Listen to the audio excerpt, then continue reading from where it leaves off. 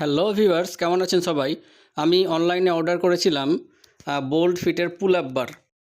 Bold ফিটের দুটো পুল up বার বাজারে অ্যাভেলেবেল আছে। একটা হচ্ছে বোল্ড ফিট মেগা গ্রিপ আর একটা বোল্ড ফিট ক্লাসিক। আমি অর্ডার করেছিলাম bold fit pull up bar classic, যেটা দামে অনেকটাই কম মেগা গ্রিপের থেকে।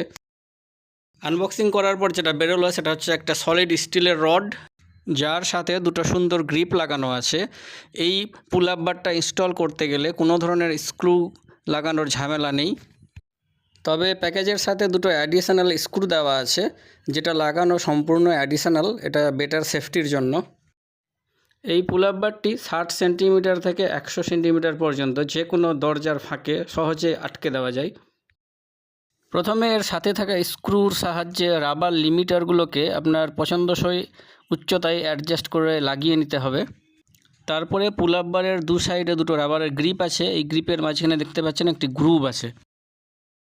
প্রথমে পুল আপ বারের দু সাইডকে আনস্ক্রু করে দরজার চওড়ার সমান করে নিতে হবে।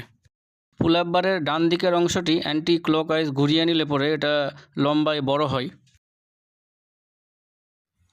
ডান দিকের প্রান্তটা এভাবে ঘড়ির কাঁটার বিপরীত দিকে ঘুরিয়ে ঘুরিয়ে এই দরজার চওড়ার সমান আমরা চওড়া করে নেব। যদি আপনি স্ক্রুর সাহায্যে লিমিটারকে সেট করে থাকেন, তাহলে লিমিটারের উপর এই পুল আপ বারের দুই প্রান্তকে আমরা সেট করে নেব। কিছুটা এঁটে যাওয়ার পর আমরা পুল আপ বারের রডটাকে এই তীরের দেখানো ডাইরেকশন অনুযায়ী আমরা ঘুরিয়ে এটাকে খুব শক্তপোক্তভাবে দেওয়ালের মধ্যে আটকে দেব। এইভাবে আমাদের পুল আপ বার রেডি হয়ে যাবে। কোম্পানির ক্লেম অনুযায়ী এটা 100 কেজি পর্যন্ত ওজন ধারণ করতে সক্ষম। আমার ওজন মোটামুটি 70 কিলো। আমি সহজেই এটাতে ব্যায়াম করতে পারছি।